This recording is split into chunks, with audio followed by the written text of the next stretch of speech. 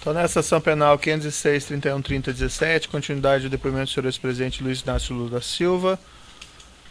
O Ministério Público falava então essa matéria. Eu refiro essa matéria, está na nota de rodapé 386 da denúncia, é uma matéria veiculada no portal UOL, dizendo que já havia um espaço físico reservado para ser a sede do Instituto, localizado perto do Parque do Ibirapuera. O imóvel da Rua Berbeck exatamente fica nesse local, né, Lindeiro, Avenida 23 de Maio, próximo ao Parque do Ibirapuera, e que esse projeto era tocado por um grupo de apoiadores. O senhor ex-presidente saberia explicar como a imprensa já sabia isso em 2010? Tem tanta coisa que a imprensa já sabe que a senhora não sabe, doutora. Tem tanta coisa, doutora. Então, doutora, é o seguinte, a senhora pode abrir um processo contra o jornalista do UOL que escreveu isso, ele pode explicar para a senhora. Pois não. A matéria diz, um prédio de 3 andares, próximo ao Parque do Ibirapuera, em São Paulo, está reservado para ser a sede. A mesma matéria diz, segundo a fonte, Lula e Marisa já visitaram o local. Em princípio, o presidente avaliou que o prédio seria muito grande, já Marisa, que deverá dar a palavra final, gostou do espaço. Essa matéria é uma disfarçatez. Eu visitei o prédio com a dona Marisa em junho de 2011 para dizer que nós não íamos adquirir aquele prédio, que não tinha nenhuma utilidade aquele local para fazer, e que a gente iria pedir o terreno.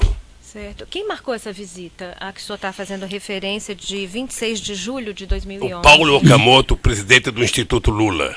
Que data vênia já foi referido aqui, já foi esclarecido, por isso eu pediria a Vossa Excelência que observasse as respostas que já foram dadas, a fim de que não haja repetição das perguntas. Pois não. Nas respostas escritas que o senhor ex-presidente prestou nas investigações, evento 1, anexo 273, o senhor ex-presidente disse que não houve nenhum contato com o Grupo Odebrecht e reafirmou isso aqui hoje, com respeito ao imóvel da Rua Doutora Berbeck.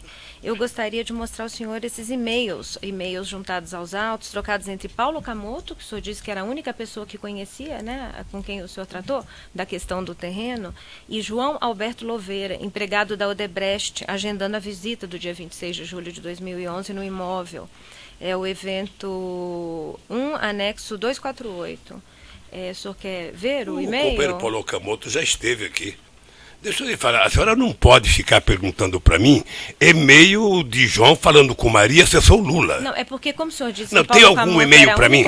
Doutora, tem algum e-mail para mim? Essa questão, tem algum e-mail para mim, doutora? No imóvel e houve uma troca de mensagens. Doutora, tem algum e-mail para mim? E a pergunta do Ministério Público. Doutora, tem algum e-mail para mim? Esteve nessa, a senhora pode esperar o depoente fazer a resposta. Eu estou respondendo a pergunta, inclusive. É que Vossa Excelência quer... Doutor, vamos aqui.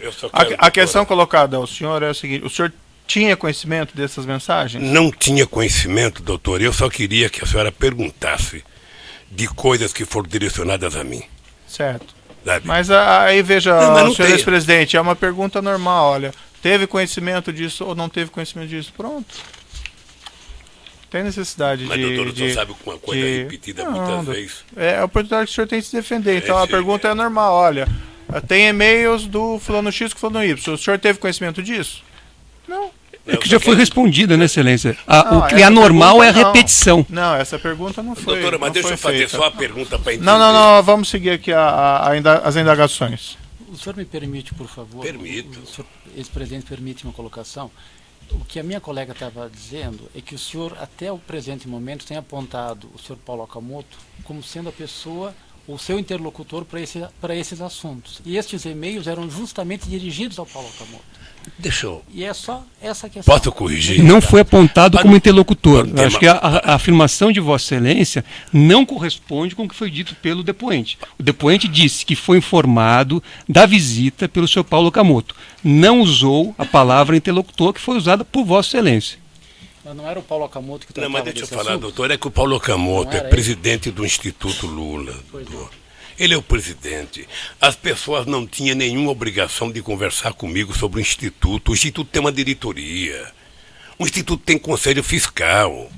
Eu só estou querendo dizer, o Paulo Okamoto era o presidente, não, aliás, é o presidente do Instituto, que tem um conselho, sabe, que tem uma direção, e que, portanto, o Paulo não estava lá me representando. O Paulo estava discutindo as coisas em nome do interesse do Instituto.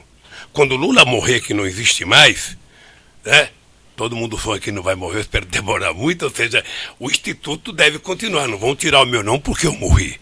Então, se o Paulo for o presidente, ele vai continuar tratando do Instituto Lula do mesmo jeito. Mas seguimos adiante aí na Pois questão. não. Nas respostas escritas que o senhor prestou durante as investigações, anexo 273, evento 1, o senhor ex-presidente disse que o imóvel da Rua Berbeck teria, então, sido oferecido ao Instituto da Cidadania, mas que recusou a aquisição conforme deliberação da diretoria. O item é da resposta desse anexo a que fiz referência.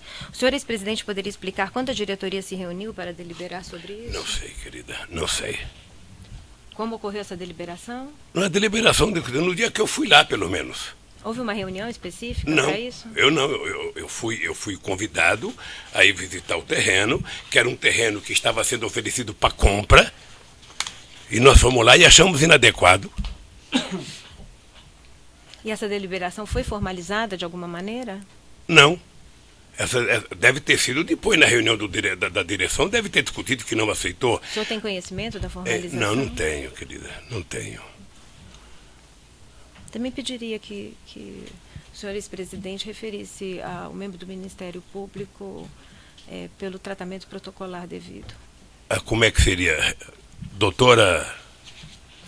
Senhor ex-presidente, quero. aí eu vou pedir realmente, até peço escusas, não percebi isso de maneira tão clara. Sei que, evidentemente, o senhor ex-presidente não tem nenhuma intenção negativa em utilizar esse termo querida, mas peço que não utilize, tá? Pode chamar de doutora, Tá bem.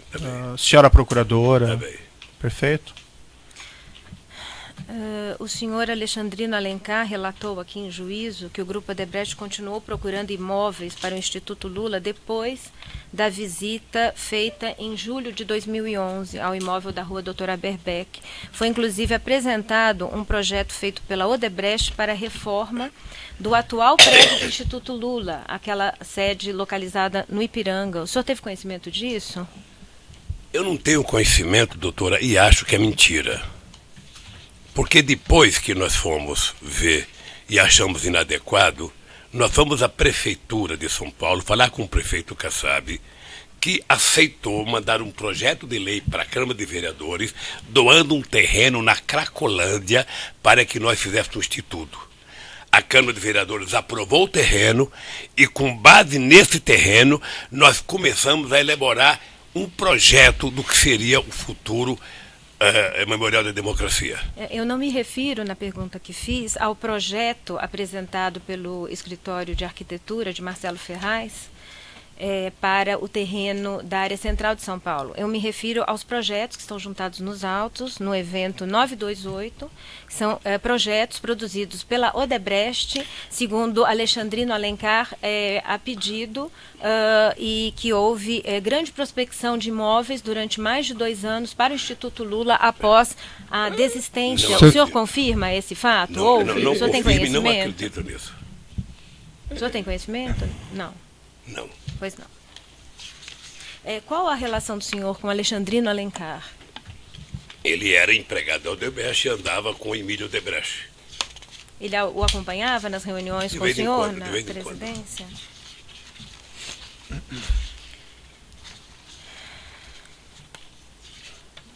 Peço só um momento, por favor.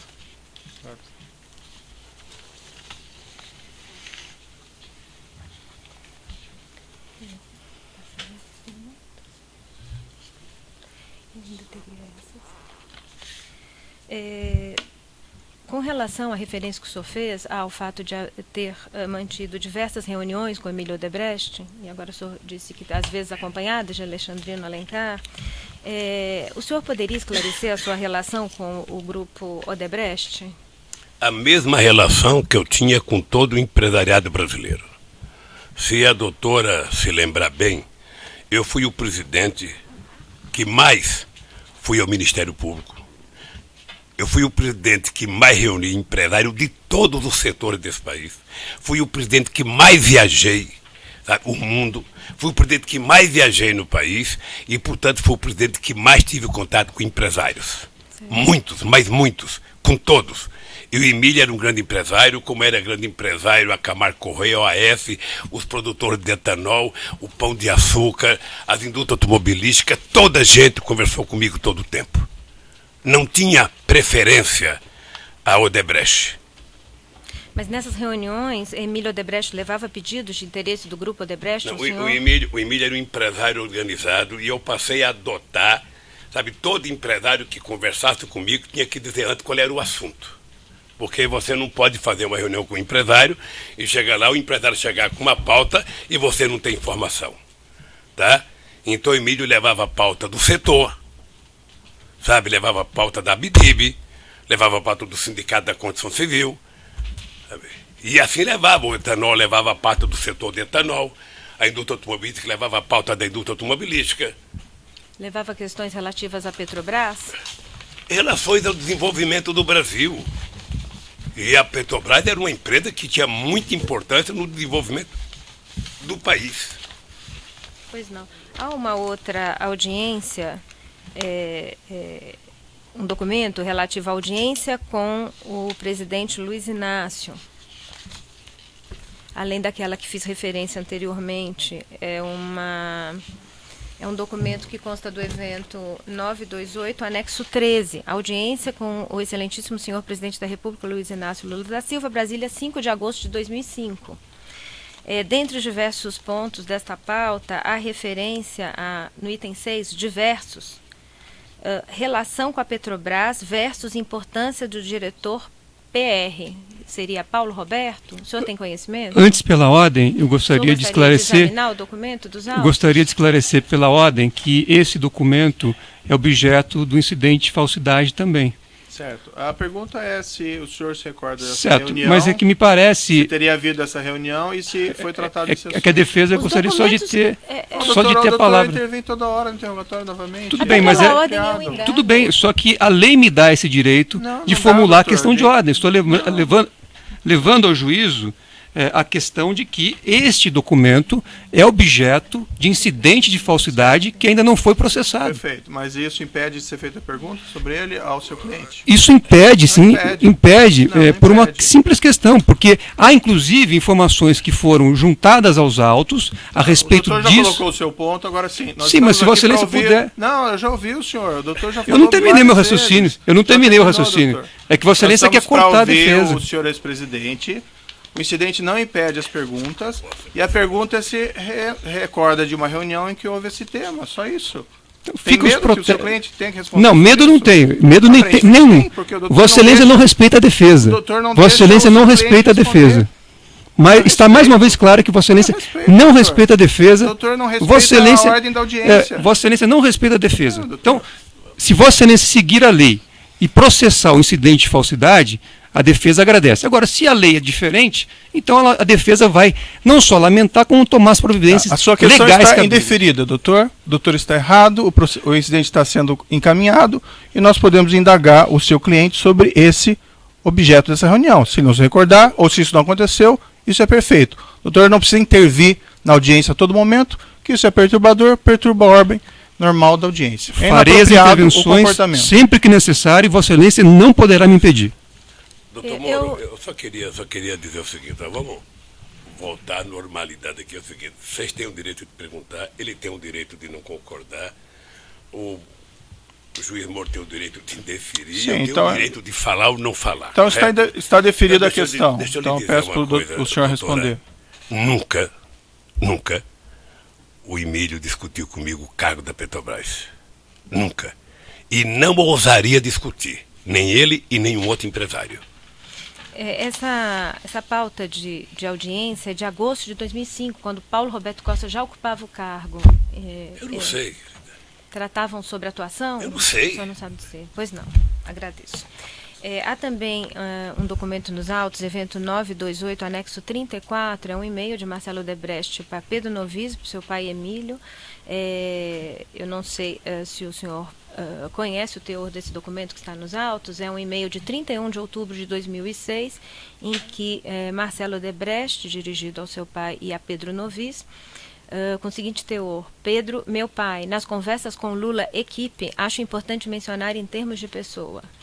E aí tem o texto: manutenção de Guido e equipe no Ministério da Fazenda, estão afinados e jogando, garantia de não paralisação, tem o apoio de grande parte do setor produtivo e certa reação dos bancos.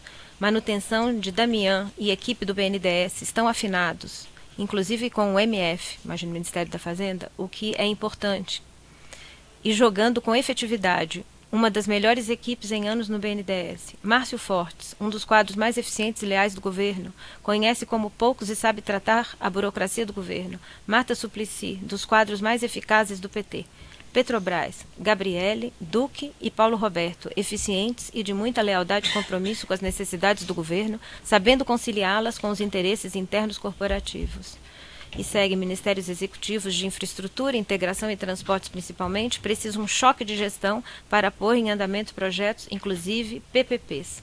Eu indago ao senhor especificamente com relação à referência a Petrobras, Gabriele, Duque, Paulo Roberto, nessa época, outubro de 2006. O senhor tratou desses assuntos, senhor Emílio? Doutora, por favor, não pince apenas o Paulo Roberto ou a Petrobras. O senhor quer ver o documento? Ou seja, é a primeira vez que eu vejo alguém, sabe, elogiar um conjunto de pessoas do governo, elogiar o ministro da Fazenda, elogiar o presidente do BNDES, elogiar tudo, e a senhora tenta excluir ir na Petrobras.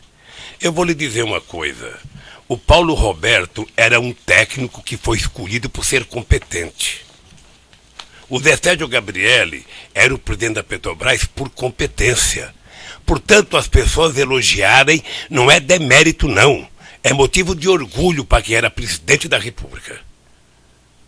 Era motivo de orgulho. Portanto, eu tenho orgulho se as pessoas elogiaram gente do meu governo. Certo, a pergunta objetiva é se o senhor Emílio Odebrecht não elogiou tocou em essas assunto pessoas ou tratou das questões dos diretores com o senhor ex-presidente. Eu vou repetir, eu pensei que eu tinha respondido, doutor Moro. Sabe, não é exatamente como ela quer que eu responda, mas como eu sei responder. Né? Nunca, vou repetir, nunca o Emílio Odebrecht ou qualquer outra pessoa, sabe, de empresário discutiu comigo, diretor de empresa pública. Na pauta de reunião, também juntada aos autos, é uma pauta do dia 17 de janeiro de 2007. Só registra um papel apócrifo e que também é objeto de incidentes de falsidade ainda não processado. Pois não. Trata-se do documento juntado pelo colaborador Emílio Odebrecht, que está no evento 928, anexo 8. Não sei se o senhor quer olhar o documento. Doutor, o Emílio é colaborador de quem? Do Ministério Público? Celebrou acordo de colaboração com a Procuradoria-Geral da República, homologado pelo Supremo Tribunal Federal. Sabe que eu poderia utilizar uma fala do doutor Moro. Sabe que não é correto ficar utilizando pessoas que são acusadas, que já prestaram declaração, para acusar um inocente. Pois não. Neste documento a que fiz referência, há um tópico que diz: orientação como EO, Emílio Odebrecht, proceder com JD, José Dirceu, mais AP, Antônio Palocci, e R semanal versus J. O senhor ex-presidente orientava Emílio sobre como proceder com José Dirceu. Essa leitura é textual que Vossa Excelência fez? É fruto da colaboração. Não, mas pergunto, a leitura que Vossa Excelência fez é textual, entre aspas, ou Vossa Excelência inseriu textual, informações na leitura? Orientação como EO proceder com JD, mais AP e R semanal versus J. Tá. A leitura anterior, então, não era textual. Não. Agora, a leitura é textual. Trata-se de documento apresentado por réu colaborador. O senhor... A pergunta. A pergunta. Refaço a pergunta ao senhor. O senhor orientava Emílio Odebrecht sobre como proceder com relação a José Dirceu e Antônio Palocci? Doutora, por que eu haveria de orientar o Emílio como conversar com qualquer pessoa?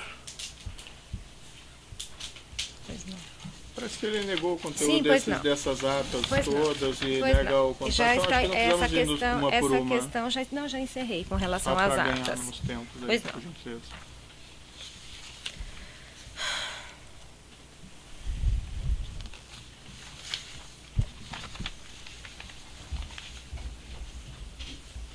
A construtora Norberto Odebrecht fez doações de 4 milhões para o Instituto Lula entre o final de 2013 e 2014, são recibos nos eventos 1008, anexo 3.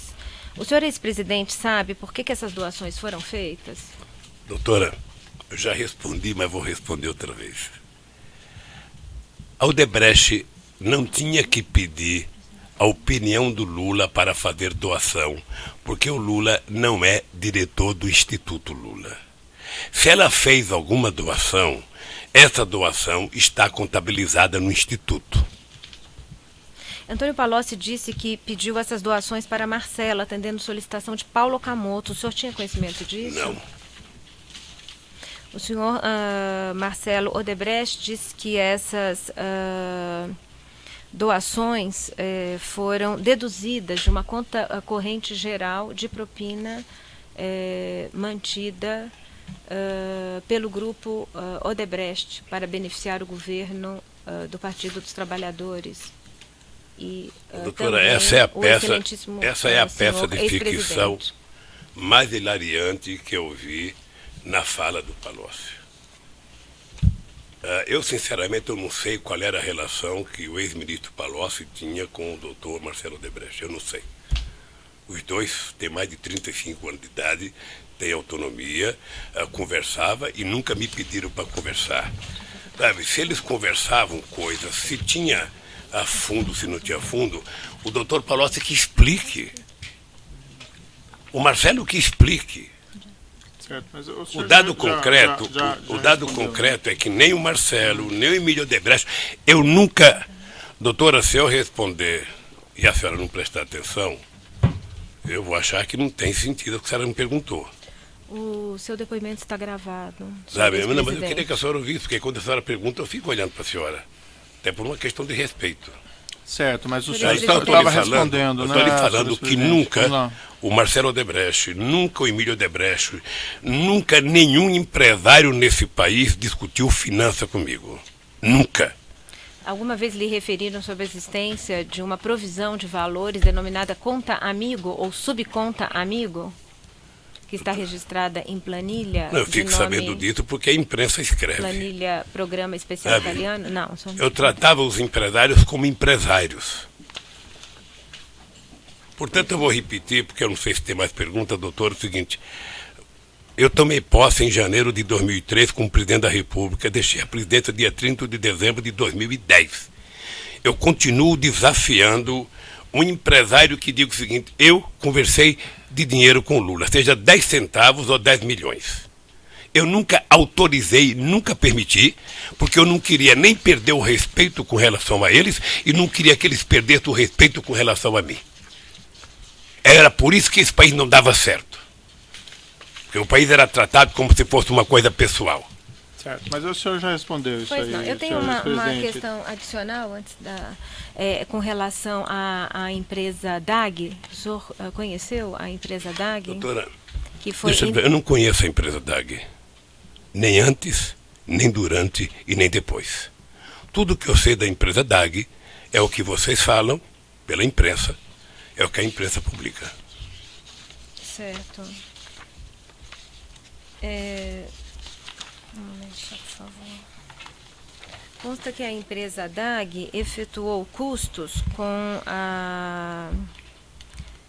o fretamento de uma aeronave que foi cedida para uso do senhor ex-presidente em viagem realizada à República Dominicana, o que é objeto de uma ação que corre na 10ª Vara Federal.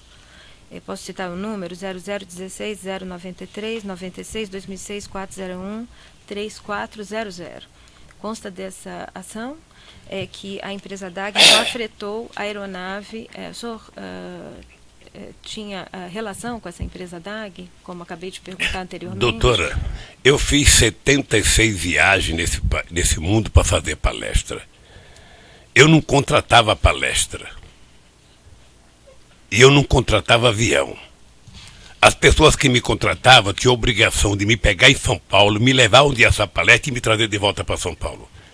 Eu nunca fui saber, sabe, quem é que pagava, porque nos contratos meus, a empresa que me contratava era obrigado a garantir o direito de ir e vir meu. Portanto, eu não sei se quem pagou foi a Dago, Itaú, Bradesco, Bamerindos. Não tem a menor noção. E o senhor tem conhecimento? Agora, se tiver, deve estar no contrato.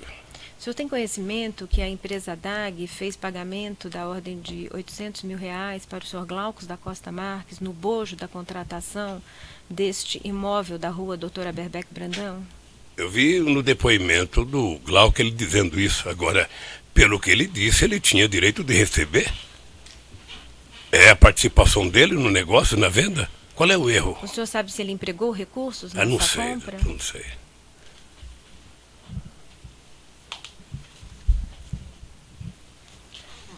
Por favor, eu queria que o senhor, ex-presidente, respondesse só 3 ou 4 questionamentos aqui, até porque já estamos nos alongando no tempo e cansando a todos.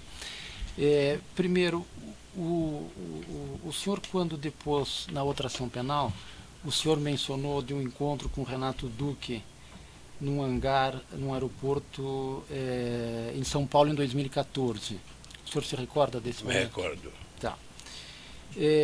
O senhor não ocupava mais a presidência da República, nem tinha cargo na direção do Partido dos Trabalhadores. Qual foi o objeto dessa discussão, dessa conversa? Eu já disse no meu depoimento da outra vez. Pois não. Eu já disse no meu depoimento. Tá? Pela ordem, Excelência, esse fato também não consta na denúncia, quer dizer, Vossa Excelência está... Diz respeito à contextualização dos fatos... Sim, mas não é objeto da denúncia, é isso que eu estou afirmando. Se não é objeto da denúncia, já foi...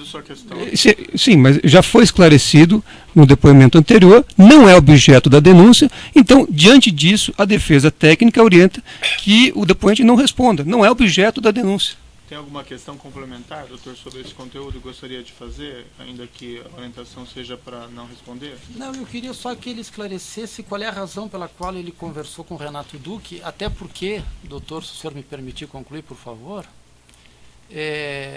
o senhor ex-presidente disse aqui que não tinha relações com ex-diretores da Petrobras, que não lidava com eles corriqueiramente, no dia a dia. Tá? Então eu queria saber qual é a razão de, neste momento, ter encontrado o Renato Duque. Mas se a orientação é de não responder... Esta questão, como eu já disse, não é objeto desta ação penal. Então, aqui o depoente está para fazer sua autodefesa em relação ao objeto dessa ação penal. O objeto dessa ação penal são 8 contratos firmados pela Petrobras. Certo, com consórcios da empresa Odebrecht já entendemos a posição e 2 da imóveis. Defesa. Então, o senhor ex-presidente não pretende responder essa questão? Não, ele poderia fazer como o senhor fez no começo. Certo. Mas Pegar assim, doutor, tem alguma questão que adicional relativa ao que ele já respondeu? Porque ele já respondeu realmente sobre esse fato e eu estou aproveitando o depoimento. Então vamos Se tiver algum ponto adicional, sim. Se não, daí... Vamos deixar. Mas só mais um esclarecimento aqui. O senhor usou uma expressão quando falou do apartamento contíguo ao seu apartamento lá em São Bernardo, que houve o falecimento do proprietário e a aquisição. O senhor utilizou uma expressão que foi lógica sequencial, que a lógica sequencial foi comprar para continuar a poder utilizando aquela... Não foi feita essa afirmação. A lógica sequencial... Pois não. A lógica sequencial Sim. foi continuar pagando aluguel. Porque eu já havia pagando desde 1998, quando eu comprei. Certo. Então, a lógica sequencial era continuar ocupando e que o aluguel continuasse a ser pago, era isso. Mas quem fazia o pagamento dos aluguéis já foi esclarecido. Da República? Doutora, de 2007 para diante, quem pagava isso até o dia 31 de janeiro de 2010 era a segurança da Presidência da República. A União Federal. Né? A Presidência da República, a União. Isso está documentado nos autos, Excelência. Várias vezes foi feita essa afirmação. Ele acabou de dizer que ele vinha pagando. Certo. Consta o documento dos autos. Não, o ponto só que eu queria esclarecer aqui é que o senhor não cogitou da compra do imóvel... Não cogitei da compra do imóvel porque a dona Marisa não queria morar mais lá. O terceiro aspecto que eu queria que Vossa Excelência, por favor, esclarecesse é o seguinte: o senhor Antônio Palocci foi seu ministro, foi seu companheiro de partido, o senhor o demitiu como ministro, ele foi eleito deputado federal. O senhor o conhecia talvez melhor do que qualquer uma das pessoas nessa sala. Tá? Eu pergunto, o senhor nunca identificou essa faceta que o senhor tão negativa que o senhor está atribuindo? Não, eu terminei elogiando o Palocci. Eu disse que o Palocci foi o ministro da Fazenda muito competente, que ajudou muito esse país. Tá? Eu disse que eu não conhecia, era essa simulação que ele fez aqui a semana passada. Ele veio, doutor, me desculpe, mas ele veio para cumprir um ritual. Quem conhece o Palocci, como eu conheço, percebeu que ele estava cumprindo um ritual. Eu já vi o Palocci em situações difíceis na área econômica. O Palocci veio preparado para dizer, sabe, que tinha um fundo que eu sabia, para dizer que o doutor Emílio tinha me procurado para conversar, para dizer que eu tinha tentado bloquear a justiça, que eu chamei ele para conversar, para bloquear a justiça, sabe? Então, foi um conjunto de simulações que o Palocci fez, por isso que eu utilizei a palavra simulador, tudo com o objetivo de duas coisas, sabe? Que é o objetivo de diminuir a pena dele, ganhar os benefícios da delação e, quem sabe, ficar com um pouco dos recursos que foi bloqueado, que ele ganhou como consultor. É isso ficou claro quando ele disse, estou aqui para ter os benefícios da lei. Eu lamento, porque eu sou um cara que gostei muito do Palocci, tive boa relação com o Palocci, acho que o Brasil deve ao Palocci, sabe, mas lamentavelmente, sabe, o Palocci se prestou a um serviço, sabe, pequeno, porque inventar inverdades para tentar criminalizar uma pessoa que ele sabe que não cometeu os crimes que ele alegou é muito desagradável. Eu fico pensando como é que está pensando a mãe dele agora, que é militante do PT e fundadora do PT. Eu fico imaginando como é que estão as pessoas que militavam com ele no PT. Então é lamentável. Eu, sinceramente, não tenho raiva do Palocci. Não leve essa imagem que eu tenho raiva do Palocci. Eu tenho pena dele ter terminado uma carreira tão brilhante da forma que ele terminou. Certo, vamos interromper pelo tamanho do áudio.